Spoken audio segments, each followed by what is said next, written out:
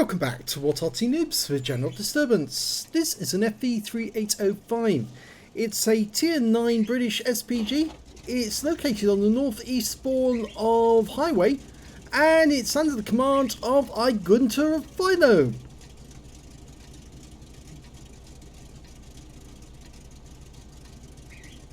Okay, game's underway. Now, if you haven't seen it already, there's a marvellous documentary done by Ed Webster about the FV3805 and the only prototype that was ever built. Yes, they only made one. It was only a mock-up and it was to test various things. Unfortunately, it never got put into production. It's based on the Centurion and it can carry a variety of guns, and this one, he's got the 7-inch gun. Okay, now he's aiming north to the positions near the, I wouldn't call it a village, but the gas station and the outlying buildings on the northwest corner. Waiting for the enemy to turn up. Oh, well, one enemy has appeared, but it's a Leopard prototype. It suddenly appeared on that corner. He's dialing in, getting ready to shoot. Now, I would say that Igunter's got a platoon mate in this one, Bus Johan. And he's in the Type 61. He's right up at the front, and this is why Igunter is supporting here at the moment, trying to provide him with a bit of fire support. Oh, that was a direct hit. That one hit the target. Yeah, you see the value of actually watching to see what happens to the shell when it disappears. You can see that it actually hits the target if it does. Now, there was two tanks there. Or is it one tank? No, it's just the one tank there. I think Skoda T50 got hit by the shell, and he's now down to just 57% of health. Now, if he hadn't re-seen the Skoda, he would have known at least that the Skoda did take a hit. And that's another direct hit, 442 this time, and he's gone down.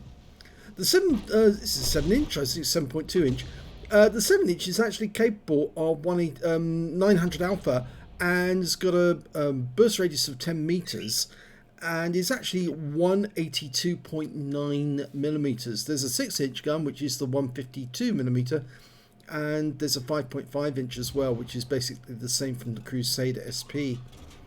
Okay, another enemy tank, another medium, the Centurion 7-1, that's a tier 9, receiving fire. Oh, that one landed.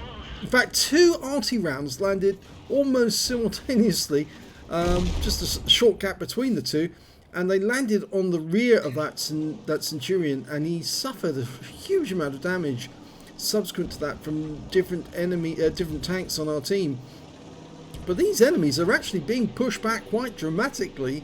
Either they just didn't bother to contest the northwest corner for some reason, but I think it may be out of timidity, or that they were thinking that defense in depth would be better, but it's not really working out so well for them. That Jagdtiger just lost another 265 hit points from a near miss.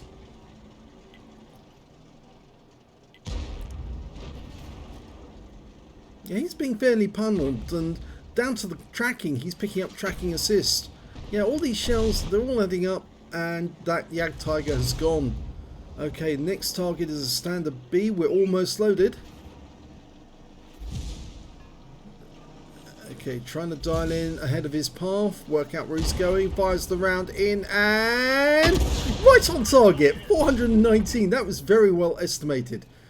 He knew exactly where that shell needed to go, and luckily the standard B stopped at exactly the right moment and took the shell right on the body.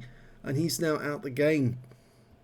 This means that our team has now got control over their cap area, and unfortunately we lost our platoon mate, by the way. Bus Johan died. He got 2 kills, but he did die. But they now have control of that cap area. They're now effectively cleaning up. The enemy Arty's moved. In fact, they've gone to town. There's one of them, the M53, M55. He's on the move. Igunter's dialing in, hoping to catch him. He's decided to stop next to that building, probably because he knows that Arty was actually dialed in. And oh my gummy, killed the M53-55. The guy moved after stopping. He then continued and walked right into the shell. So rather unfortunate for him. There's only 5 enemies left now, and they're all contained within the town. They do have an Arty still. I'm amazed that he managed to get up there.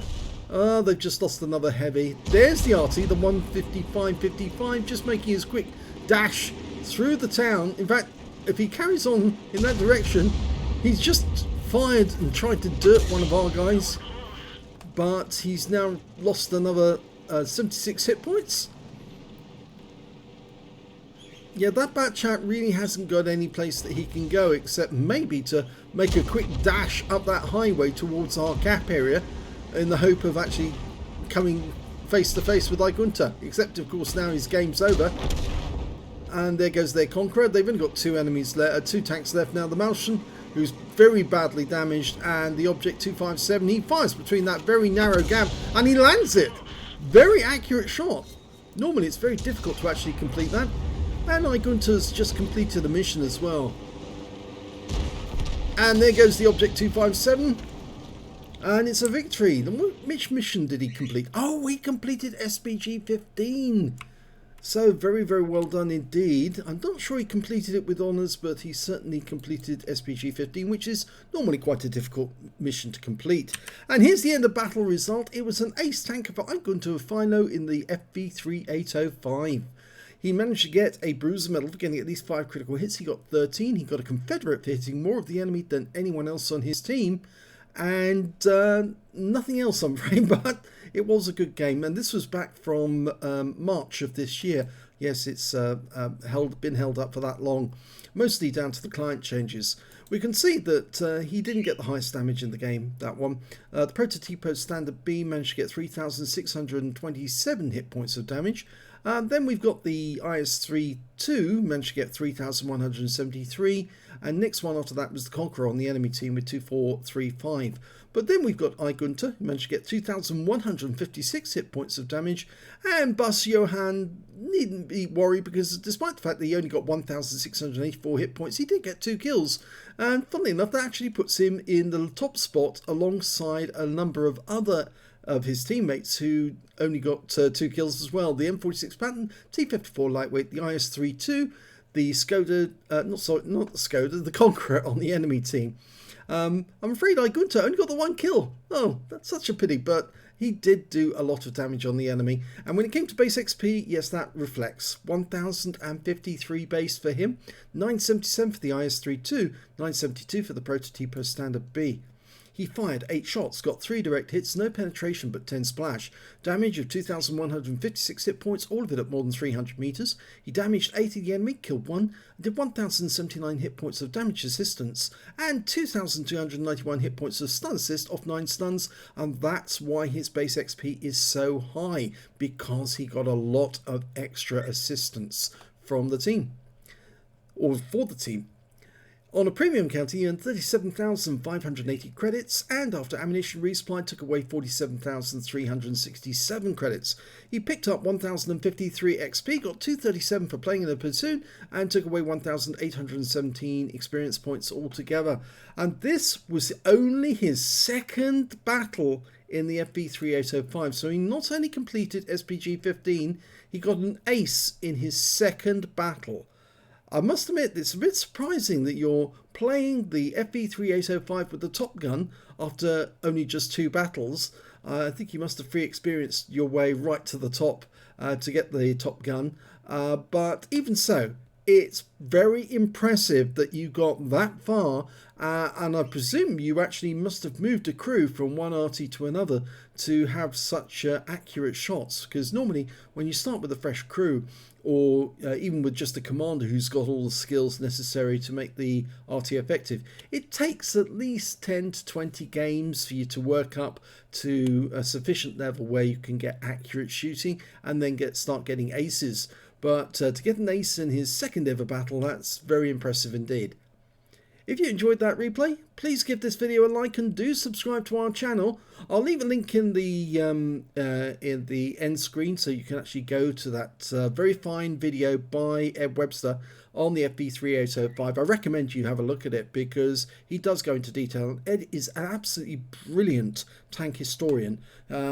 He's definitely worth paying attention to because you learn so much about these vehicles from him. He normally resides at the Tank Museum researching, and yes, please do go to his video channel, have a look at the videos there. I'm sure you'll find something of great interest. Thanks for watching.